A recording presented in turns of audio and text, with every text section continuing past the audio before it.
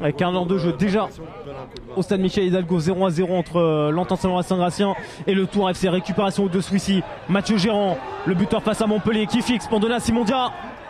Ouais, très bon retour d'Abdelhakim Abdallah. Et pas de mouvement pour Romain Bayard et en plus sa perte de balle. L'agacement de Sébastien Gondouin et encore une fois la profondeur pour Mathieu Gérant. Bon crochet intérieur. Simon Dia. Frappe du gauche qui est contrée. Et on notera que c'est quand même le premier tir de la partie à la 32e minute. Hormis cela, pas grand chose donc à signaler. Si ce n'est cette erreur de Vincent Pires qui va offrir la première frappe de la partie hors cadre d'Aaron Boupendza.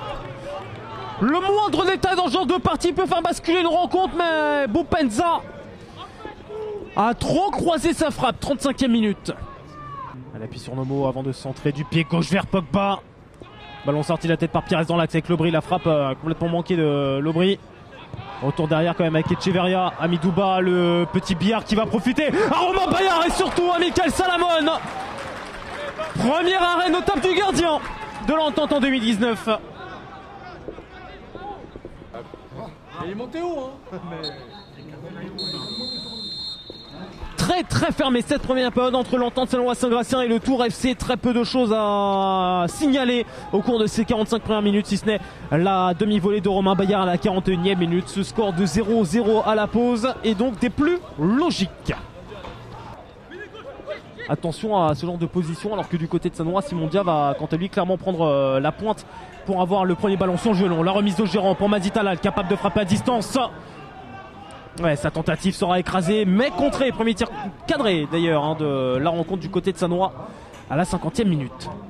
Un peu d'absence de marquage par contre pour Ryan Swissy à l'entrée gauche de la surface de réparation. Qui est justement sur la tête de Mathieu Gérant. Une tête non cadrée à la 65e minute, mais enfin une véritable occasion à se mettre sous la dent dans cette seconde période. Dia avec Swissy. Chassé justement par Boupendza, il va tenir et partir dans la profondeur. Pas de position de hors-jeu pour Madi Talal. Infériorité numérique.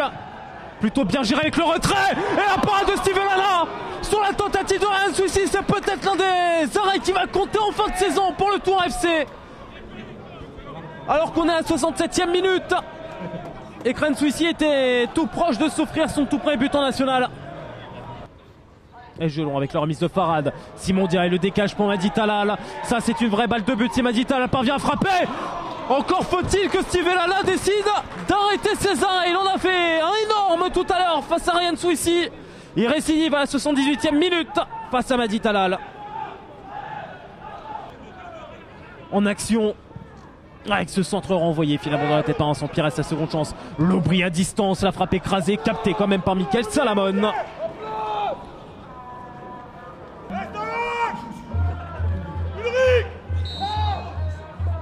Par Farad, fort devant le but, contré par la tête de Florent Fabre et ce ballon qui va même finir sa course en corner.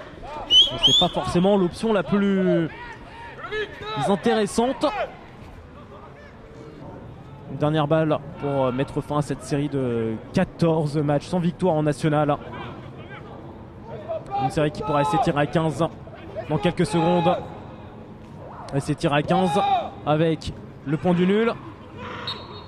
Oui, ce sera bien le point du nul pour le Tour FC et pour l'Entente Saint-Laurent Saint-Gratien ce soir. Un match insipide qui révélera au moins de la solidité défensive d'un côté comme de l'autre, en particulier à Tours. Steven Lana, vraiment l'homme du match. 2 arrêts décisifs qui permettent au Tour en jeu de commencer l'année 2019 avec au moins ce petit point.